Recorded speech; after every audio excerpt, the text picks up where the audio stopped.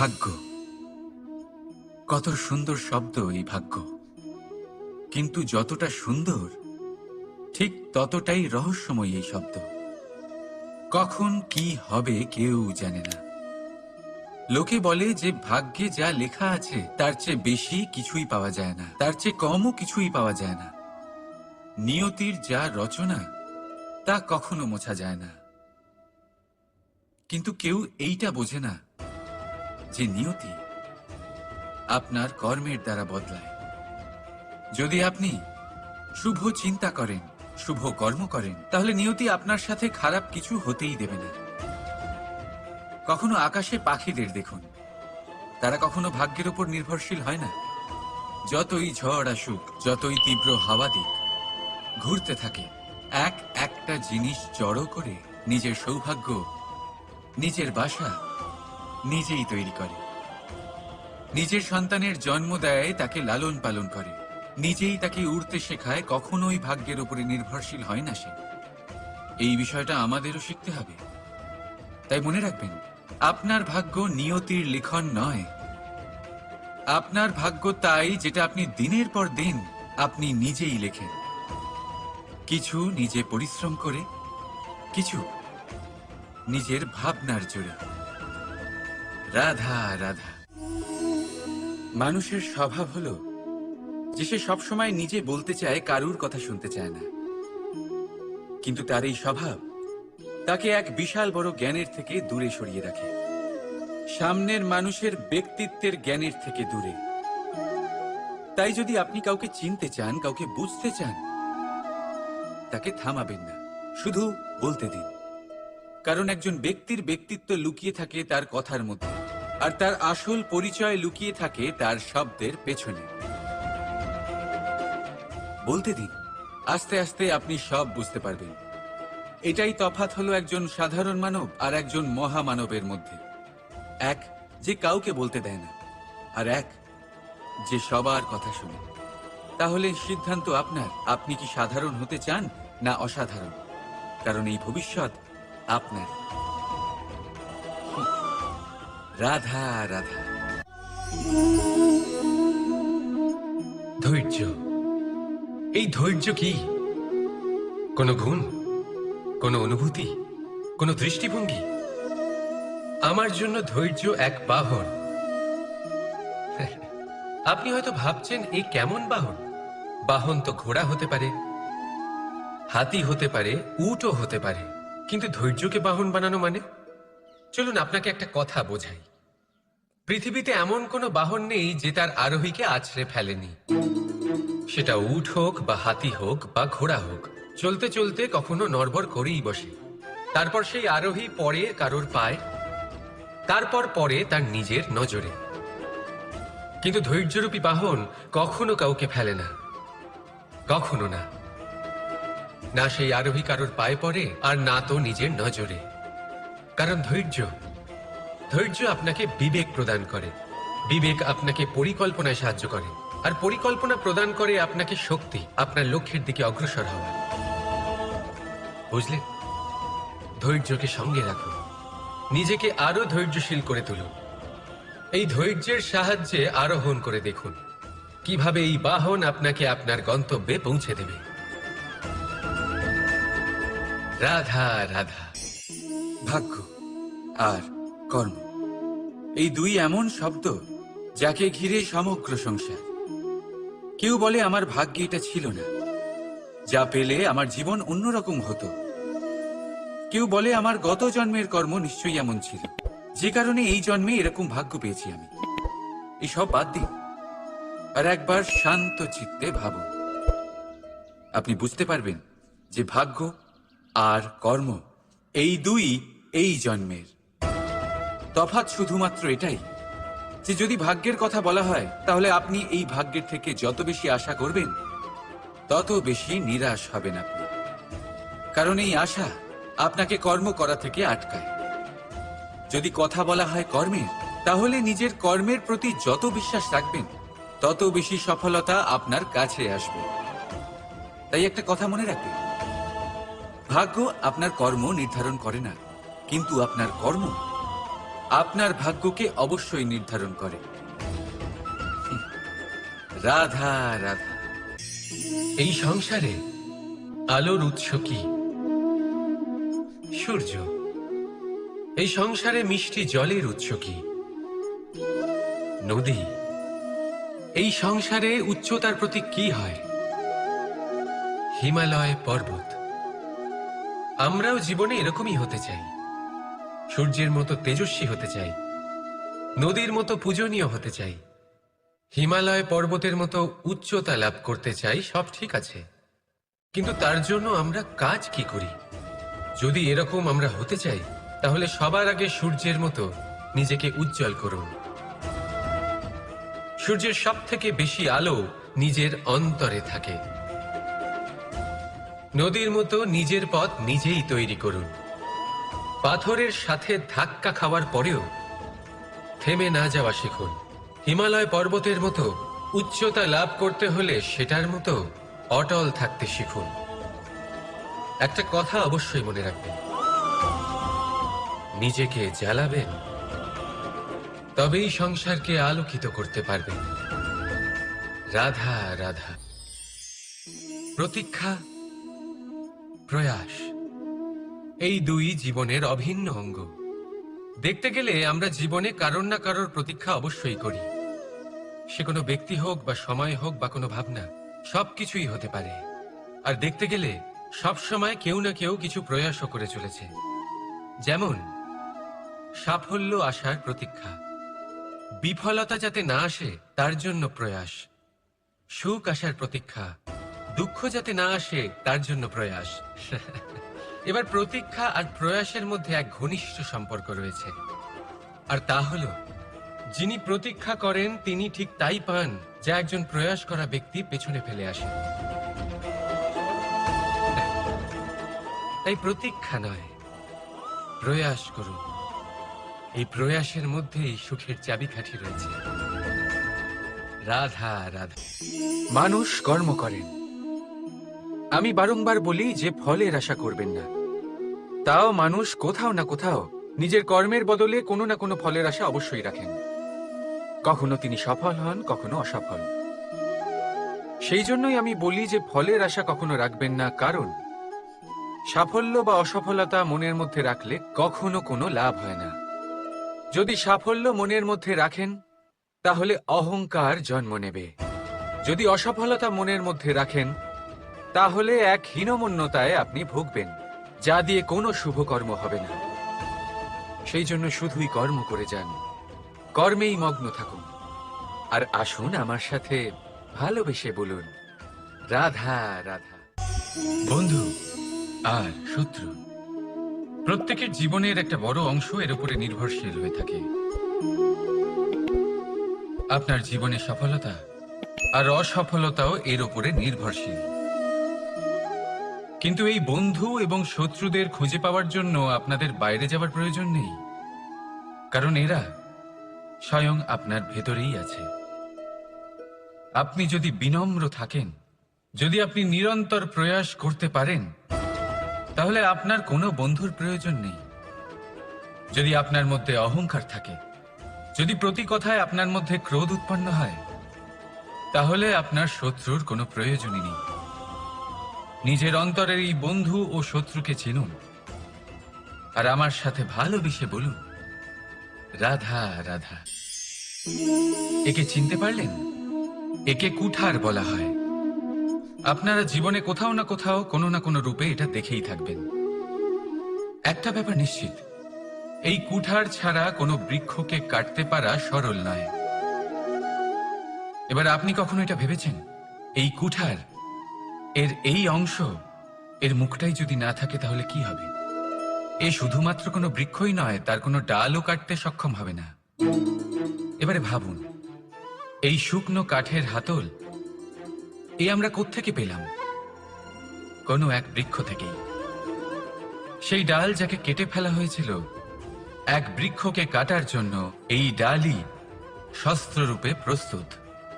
আমাদের জীবনে আমাদের প্রিয়জন, আমাদের আপনজন যখন সময় কখনো কখনো তাদের সঙ্গ না দেয়, যদি তারা দৈন্য দশায় থাকেন, তাহলে তাদের সঙ্গ কখনো ছাড়বেন না। ওনাদের প্রয়োজন শুধুমাত্র মনোবল, তা তাদের দিন। তাদের সাহায্য করা আপনার কর্তব্য। হয়তো তাদের সাথে থেকে আপনার কোনো লাভ হবে না, কিন্তু তাদের দূরে থাকাতে আপনার ক্ষতি অবশ্যই হতে পারে। সর্বদা সাহায্য করুন। সঠিক সময় আসলে তা আপনার সহায়ক অবশ্যই হবে। রাধা রাধা।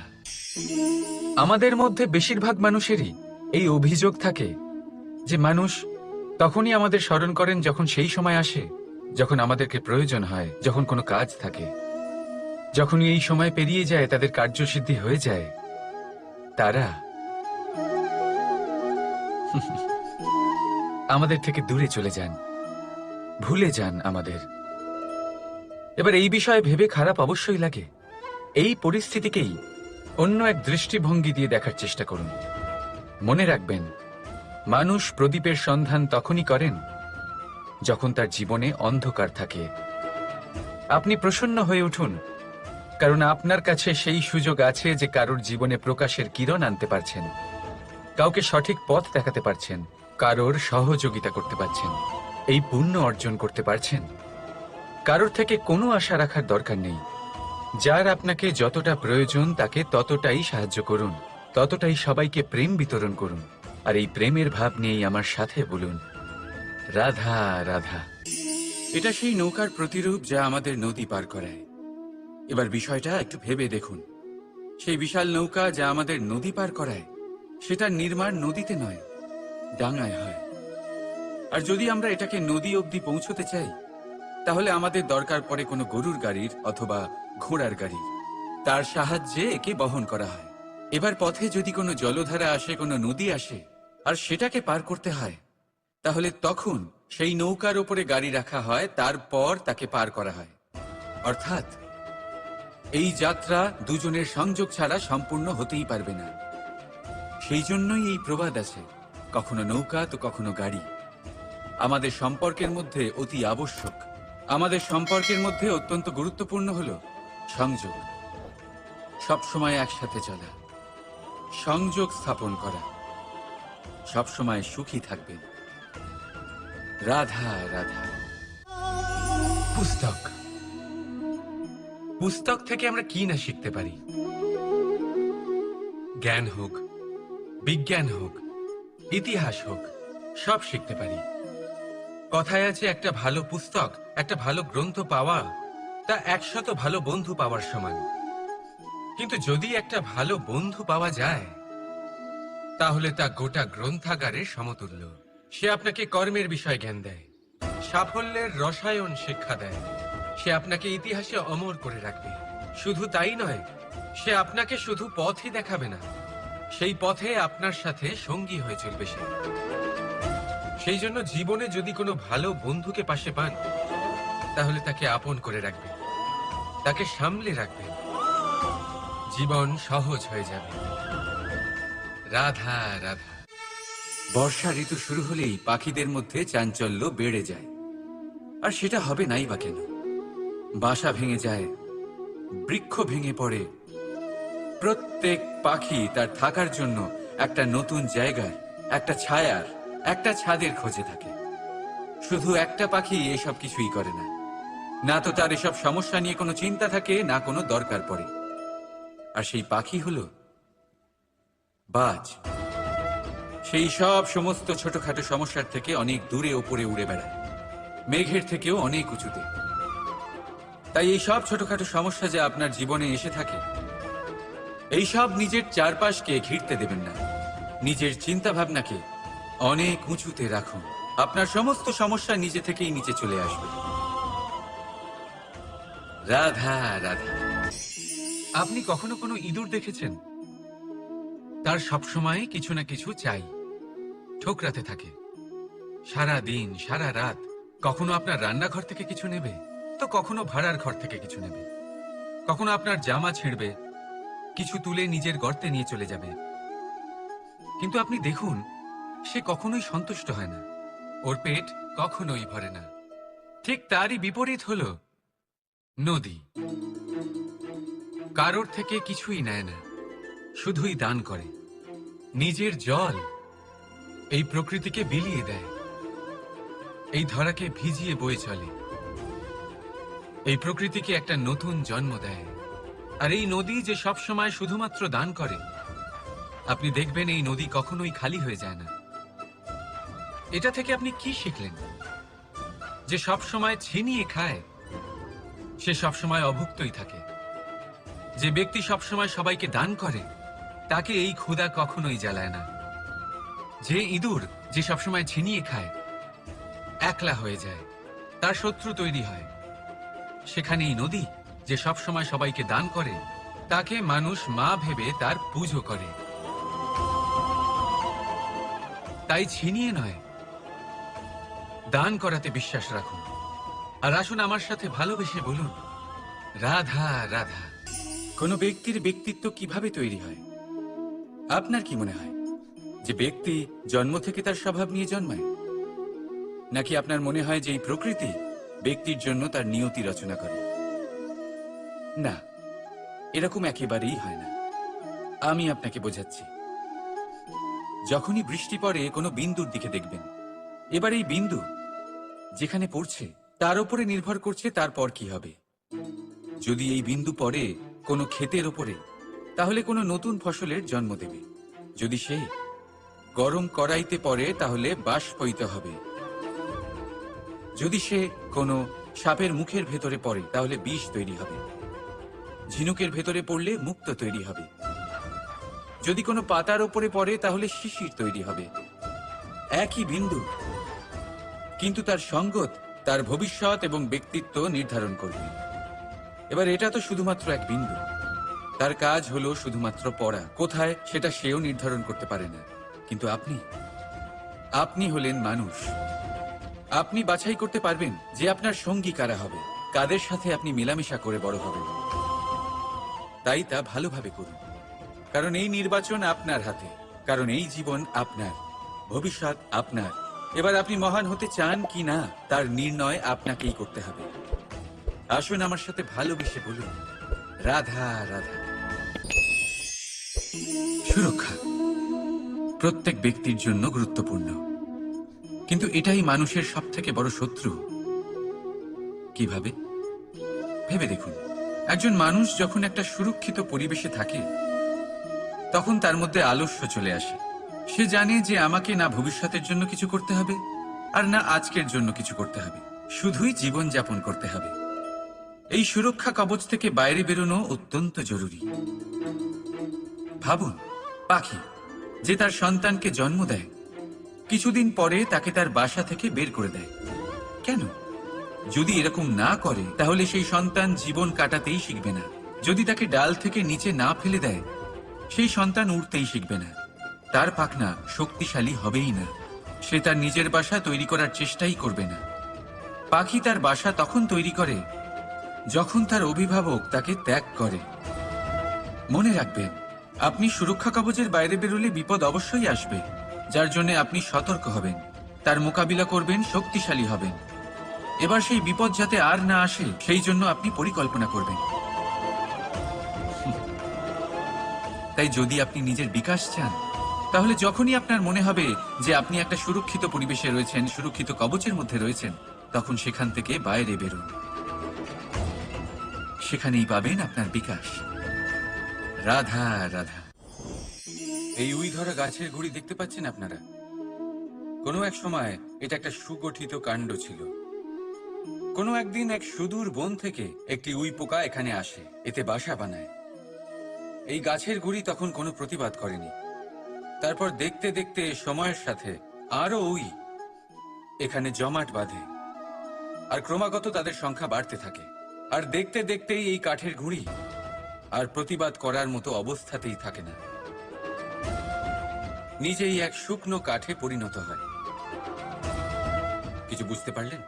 অসৎ সঙ্গ, অসৎ অভ্যাস সময় থাকতে থাকতে বন্ধ করে দিন। আর যদি এরম না হয়, এ আপনার জীবন চক্র স্তব্ধ করে দেবে। রাধা রাধা। এই পাত্র দেখছেন আপনারা? কি সুন্দর এটা! জলকে শীতল রাখে আর ঘরকে সুন্দর। এবারে ভাবুন, যদি এই পাত্র আমার হাত থেকে পড়ে যায় তাহলে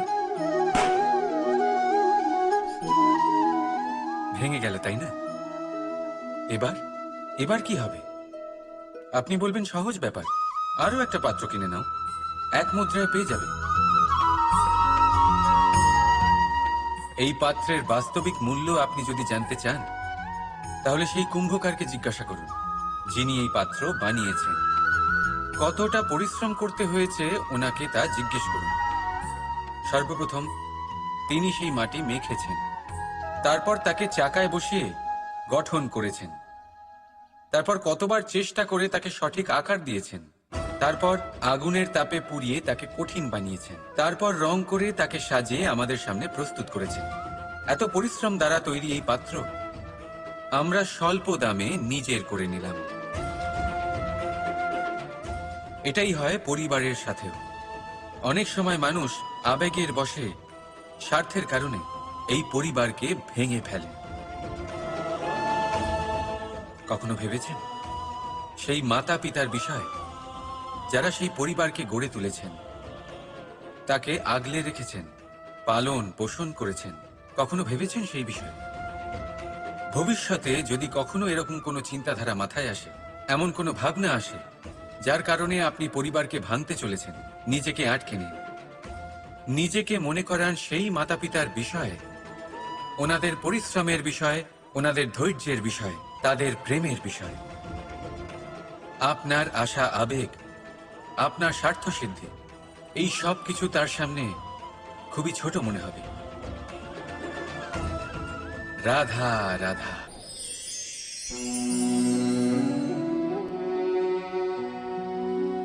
করে দিলাম শেষ। সংসার সর্বদা কৃষ্ণকে এই কথা শোনাবে যে কৃষ্ণ নিজেই নিজের মামার হত্যা করেছে। কিন্তু এটা সময়ের প্রয়োজন ছিল। আর এই কিন্তু হত্যা নয়, বধ ছিল।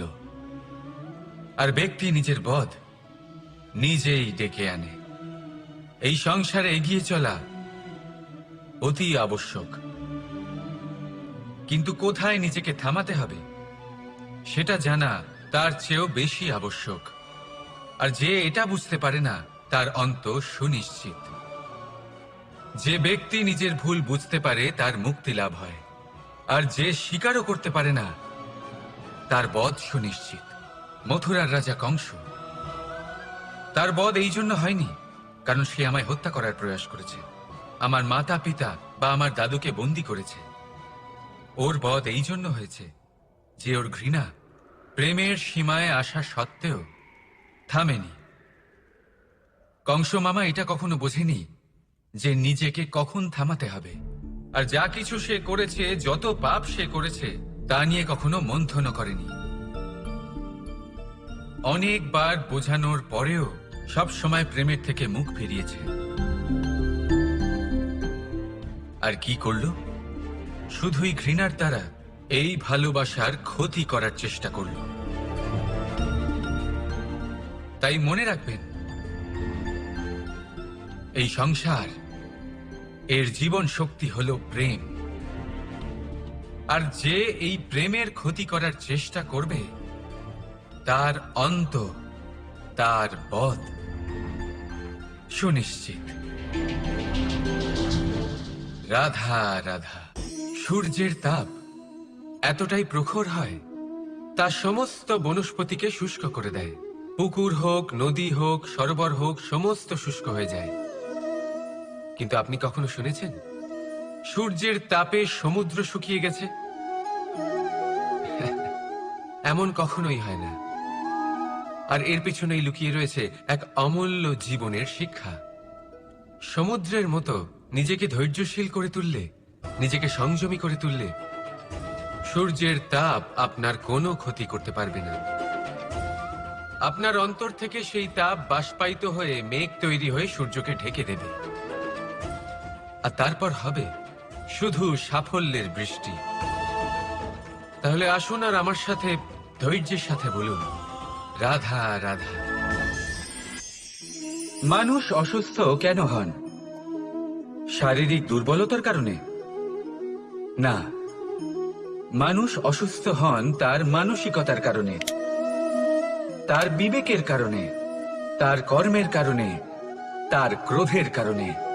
আর যখন কেউ সুস্থ হন, ঠিক হয়ে যান, তার মানে এটা নয় যে শুধু ওষুধের জন্য তিনি সুস্থ হয়েছেন।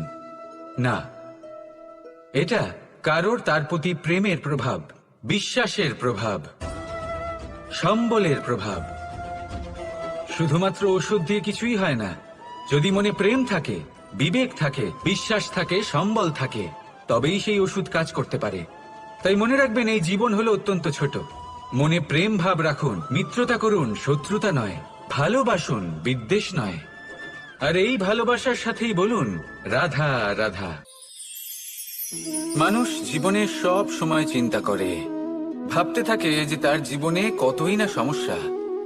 তারপরে নিজের আশেপাশে দেখে আর ভাবে যে সবাই কত প্রসন্ন, শুধু আমার জীবনেই সমস্যা আছে। কিন্তু বিষয়টা তা নয়। শুধু প্রত্যেক ব্যক্তিরই নয়, প্রত্যেক প্রাণীরও জীবনে সমস্যা আছে।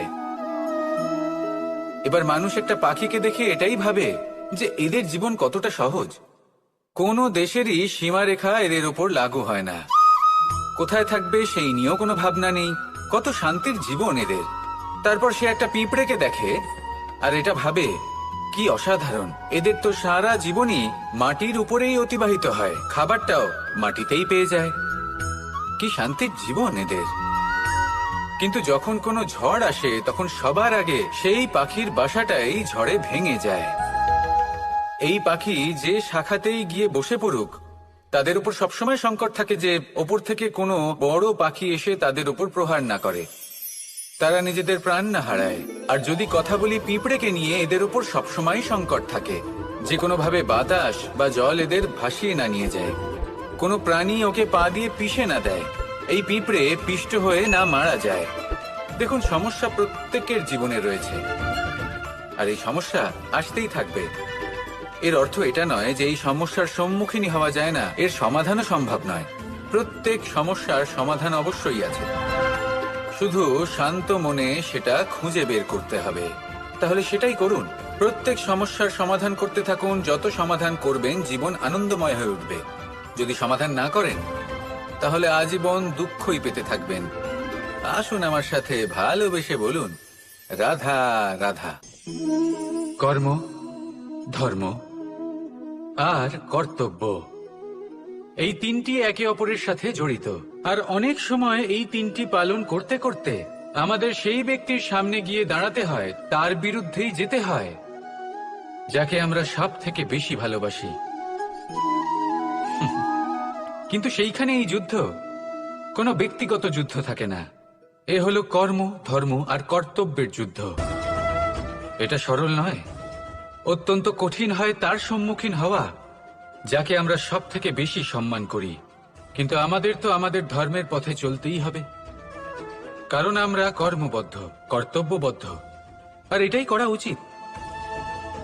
শুধু এটুকু মনে রাখবেন, যদি আপনার উদ্দেশ্য শুভ হয়, আপনার ভাবনা শুভ হয়, আপনি যদি কর্ম, ধর্ম আর কর্তব্যের পথে অগ্রসর হন, তাহলে এই প্রক্রিয়াতে যদি আপনাকে আপনার আরাধ্যেরও সামনে দাঁড়াতে হয়, তাহলেও আপনার কোনো ক্ষতি হবে না। তাহলে আসুন আর আমার সাথে ভালোবেসে বলুন রাধা রাধা। সাথী, সাথী এই শব্দটির ব্যাখ্যা কে কিভাবে করে? মিত্র, সখা, বন্ধু। কিন্তু অর্থ একটাই, তিনি যিনি আপনার সঙ্গী হন আর তিনি যার সাথী আপনি হন। এবার সব থেকে বড় প্রশ্ন হলো এটাই যে তিনি কে হতে পারেন যাকে আপনি আপনার সাথী বলে মেনে নিতে পারেন, নিজের সখা, নিজের মিত্র, নিজের বন্ধু মেনে নিতে পারেন। আপনার সাথী হলেন তিনি যিনি দুঃখের সময় আপনার পাশে থাকবেন, আপনার হাত ধরে থাকবেন। আপনার সাথী হলেন তিনি যার হাত আপনি নিজের সুখের দিনে ধরে থাকবেন। সেই সাথীরই হাত ধরুন যিনি দুঃখে সবসময় আপনাকে সাহায্য করার জন্য তৎপর হয়ে থাকেন, আপনার পাশে থাকেন, আর যাকে সুখের দিনে আপনি আপনার সাথে রাখতে পারেন। আর যখন আপনার সাথে আপনার এই সাথী থাকবে, তখন আপনি এটা বুঝবেন যে যখন জীবনে দুঃখ আসে, তখন এই দুঃখ কমে যায়, সবার মধ্যে ভাগ হয়ে যায়। আর যদি তখন সুখ আসে, তাহলে সেটা সবার উপস্থিতিতে আরো বেড়ে যায়। এটাই হলো প্রেম, এটাই হলো ভালোবাসা, এটাই হলো সঙ্গ, যেমন সম্পর্ক আমার আর রাধার মাঝে। তাহলে আসুন আর আমার সাথে ভালোবেসে বলুন, রাধা রাধা। মানুষ এক অত্যন্ত বিচিত্র প্রাণী। পরিকল্পনা করে, ষড়যন্ত্র করে, প্রচেষ্টা করে, কাউকে পরাজিত করার চেষ্টাও করে। সাপকে একটা দড়ি মনে করে হাতে চেপে ধরার চেষ্টা করে, কিন্তু একটা কথা বুঝতেই পারে না, সময়ের এই সাপ, এটা হাতে চেপে ধরাই যায় না। আর আপনি যা করবেন তা আবার ফিরে আসবে আপনারই সামনে। দেখুন, এতে কিছুই যায় আসে না যে আপনি কুম্ভকারের পুত্র নাকি কৃষ্ণের পুত্র। যদি আপনি অনুচিত কর্ম করেন তাহলে আপনার সাথেও অনুচিতই হবে। অশুভ কর্ম করলে আপনার সাথেও অশুভই হবে। কুরু বংশ অত্যন্ত মহান বংশ ছিল। এই কুরু বংশ কি হলো তার সাথে? একটা গোটা বংশ বয়ে গেল, কারণ ওনাদের উদ্দেশ্য অশুভ ছিল। অন্যদিকে 5 জন বনবাসী পাণ্ডব মহাভারত বিজয়ী হলেন, কারণ তাদের উদ্দেশ্য শুভ ছিল। তাই মনে রাখবেন, শুভ অগ্নি প্রজ্বলিত করবেন, শুভ তাপ সঞ্চার হবে। অশুভ অগ্নি প্রজ্বলিত করবেন, নরকেই জ্বলতে হবে। তাহলে আসুন আর আমার সাথে ভালোবেসে বলুন, রাধা রাধা। জীবনে এমন কিছু কাজ রয়েছে যা আপনাকে একাই করতে হয়, আর এমন কিছু কাজ রয়েছে যা আপনাকে একসাথে মিলে করতে হয়, একজোট হয়ে, সঙ্গবদ্ধ হয়ে। এবার সঙ্গবদ্ধ বলতে কি বোঝাতে চাইছি? আমি তাদের কথা বলছি না যারা বাস্তবিকভাবে একে অপরের সাথে কাজ করেন। আমি তাদের কথা বলছি যারা একে অপরের থেকে দূরে থেকেও একে অপরকে বিশ্বাস করেন। আমি আগেও বলেছিলাম, সমস্ত বিশ্বের আশা বিশ্বাসেই বসবাস করে, তাই না? তাই যেখানে সমস্ত বিশ্ব আছে, সমস্ত সংসার আছে, সেইখানেই বিশ্বাস রয়েছে। তাই আপনার আশেপাশে এমন দল সঙ্গবদ্ধ করুন যাদের আপনার উপর বিশ্বাস আছে আর যাদেরকে আপনি বিশ্বাস করতে পারেন। তাহলে আসুন আর আমার সাথে ভালোবেসে বলুন, রাধা রাধা। আমরা যে মানুষকে চাই, যাকে আমরা ভালোবাসি, তাকে একটা উপহার অবশ্যই দিতে চাই। এমন এক উপহার যা ওনার ভালো লাগবে, যা শ্রেষ্ঠ হবে, অতি প্রিয় হবে, বহুমূল্য হবে, বা বলতে পারেন মূল্যবান হবে। তাই আমরা কি করি? আমরা বাজারে যাই, তার জন্য স্বর্ণ, আভূষণ, হিরে, মুক্তো এইসব নিয়ে আসি। কিন্তু এটাই কি সর্বশ্রেষ্ঠ উপহার? কখনোই না। সর্বশ্রেষ্ঠ উপহার হলো স্বাধীনতা, তাকে নিজের মনের মতো বাঁচার স্বাধীনতা। যদি আপনি কাউকে স্বাধীনতা না দিতে পারেন, তাহলে সে কোথাও না কোথাও বন্দী হয়ে যায়, তার বিকাশ কোথাও না কোথাও আটকে যায়। কিন্তু যদি আপনি কাউকে স্বাধীনতা দিতে পারেন, তাহলে আপনি দেখবেন ও সমস্ত সংসারকে, এই জীবনকে নিজের দৃষ্টিভঙ্গি দিয়ে দেখবে, বুঝবে যে কোনটা হলো উচিত আর কোনটা হলো অনুচিত, আর এটাই হলো সর্বশ্রেষ্ঠ। আর এবার যদি কাউকে স্বাধীনতার মাধ্যমে এত বড় একটা শক্তি দিতে পারেন, তাহলে আপনি আমাকে বলুন, এর থেকে বড় উপহার আর কি হতে পারে? আসুন আর আমার সাথে ভালোবেসে বলুন, রাধা রাধা। পিতা আর পুত্রের সম্পর্ক অত্যন্ত মধুর হয়ে থাকে। পিতা স্বপ্ন দেখেন, তাকে পূর্ণ করার সকল সম্ভাব্য চেষ্টা করেন, কিন্তু তাও অনেক সময় ওনার স্বপ্ন অপূর্ণ থেকে যায়। তখন পিতা ভাবেন, যে স্বপ্ন উনি পূর্ণ করতে পারেননি, ওনার সন্তান তা অবশ্যই পূরণ করবে। যে স্থানে উনি কখনো পৌঁছতে পারেননি, সেই স্থানে ওনার পুত্র অবশ্যই পৌঁছবে। পিতা নিজের সন্তানের ভবিষ্যৎ নিয়ে সেই স্বপ্ন দেখেন, আর যখন সেই সন্তান সামনে এগোতে থাকে, তখন তার দুঃখ হয় না, বরং গর্ব হয়। ওনার ভালো লাগে এটা দেখে যে ওনার সন্তান অনেক উন্নতি করছে। কিন্তু যখন সন্তান নিজের অভিভাবকের শক্তি দেখে, তার যশ দেখে হিংসা করতে থাকে, সমস্যা সেইখানেই শুরু হয়। সেই জন্য সকল সন্তানকে এটা মনে রাখতে হবে। দেখুন, পুত্র হবার সুবাদে, এক সন্তান হবার সুবাদে, এটা হলো আপনার অধিকার যে আপনি আপনার পিতার থেকে বেশি উন্নতি করবেন। আপনার পিতাও এটাই চান, কিন্তু সুস্থভাবে এটা করুন। একটা রেখা টেনে নিন, যাতে আপনি তাতে এগোতে পারেন, আর আপনার পিতার তাতে গর্ববোধ হয়, আর সেই বিষয়ে দুঃখ না হয় যে আমার সন্তান আমাকেই ছোট করার চেষ্টা করছে। ইতিহাস সাক্ষী রয়েছে, যে মানুষ অন্য কাউকে ছোট করার চেষ্টা করেছেন সেই মানুষই ছোট হয়ে গেছেন। আর আমার মনে হয় না আপনি এটা চান, কারণ কোনো একদিন আপনিও কারোর পিতা হবেন। আসুন আমার সাথে ভালোবেসে বলুন, রাধা রাধা। প্রেম এই সংসারে এসেছিল এই সংসারকে প্রেমের শিক্ষা দেওয়ার জন্য, এই জীবনের সুখের অনুভূতি আসলে কি তা শেখানোর জন্য। কিন্তু যদি সত্যি কথা বলি, তো আমি নিজেই প্রতিদিন প্রেমের নতুন নতুন স্বরূপ দেখতে পাই, প্রেমের একটা নতুন অনুভূতি প্রত্যেক নতুন দিনে। আর তার কারণ হলো এই প্রেম অনন্ত, এ হলো দৈব। প্রেম হলো এই সংসারের সব থেকে বড় ঢাল এবং সব থেকে বড় অস্ত্র। এই প্রেম ছাড়া না কোনো ন্যায় হয়, আর না কোনো শাস্ত্র, না জীবন আছে, আর না অন্ত। এবার যদি এই প্রেম মনের মধ্যে বাস করতে শুরু করে, তাহলে কখনো কোনো সমস্যাই হবে না, আর যদি হয়েও থাকে তাহলে তা স্থায়ী হবে না। এই প্রেম কি না করতে পারে? এই প্রেম সমস্ত সমস্যা মিটিয়ে ফেলতে পারে, আপনার মনের মধ্যে অহংকারকেও বিনাশ করে দিতে পারে, আপনাকে সাক্ষাৎ ঈশ্বরের সাথে দেখা করাতে পারে। তাই প্রেমের দ্বারা প্রয়াস করতে থাকুন। এই সংসারের প্রত্যেক মানুষকে, প্রত্যেক বস্তুকে, প্রত্যেক জীব জন্তুকে ভালোবাসবেন। আর এই প্রেমের দ্বারাই বলুন, রাধা রাধা। আজ আমি আপনাকে এমন এক গল্প শোনাবো যা আমার নন্দ বাবা আমাকে শুনিয়েছিলেন যখন আমি ছোট ছিলাম। কাহিনী একজন সাধু আর একজন বিছের। একবার এক সাধু নদীর পাড়ে স্নান করছিলেন। উনি দেখলেন যে জলের প্রবাহে একটা বিছে ভেসে যাচ্ছে। তার প্রাণ বাঁচানোর জন্য উনি তাকে তুলে নদীর পাড়ে রাখার চেষ্টা করলেন, কিন্তু যেই সেই বিছেকে উনি হাতে তুললেন, সেই বিছে ওনাকে কামড়ে দিল। সাধু আবার চেষ্টা করলেন, সেই বিছেকে হাতে নেওয়াতে সে আবার তাকে কামড়ে দিল। আরো একবার চেষ্টা করাতে ওনার শিষ্য ওনাকে জিজ্ঞেস করল, এ আপনি কি করছেন গুরুদেব? এসব কি হচ্ছে? আপনি তারই প্রাণ বাঁচানোর চেষ্টা করছেন যে আপনাকে কামড়ে দিচ্ছে। গুরুদেব উত্তর দিলেন যে ও বিছে হয়েই নিজের কর্ম করছে, নিজের প্রবৃত্তি, নিজের ব্যবহার বদলাচ্ছে না। তাহলে আমি সাধু হয়ে তা কেন বদলাবো? এর তাৎপর্য হলো সরল, যে সংসারে কিছু মানুষ আছেন যারা হয়তো খারাপ, দুষ্ট প্রকৃতির, আর হয়তো তারা কখনোই বদলাবেন না, কখনোই কোনো পরিবর্তন আসবে না। কিন্তু তার মানে এই নয় যে আমরা আমাদের কর্ম করা ছেড়ে দিই, আমরা আমাদের প্রচেষ্টা ছেড়ে দেব। আগে না, আমাদের তো করতেই হবে, কারণ ইতিহাস সাক্ষী আছে যে এই চেষ্টা এই সংসারের ধারাকেও বদলে দিতে পারে। তাহলে আপনিও আসুন আর আমার সাথে ভালোবেসে বলুন, রাধা।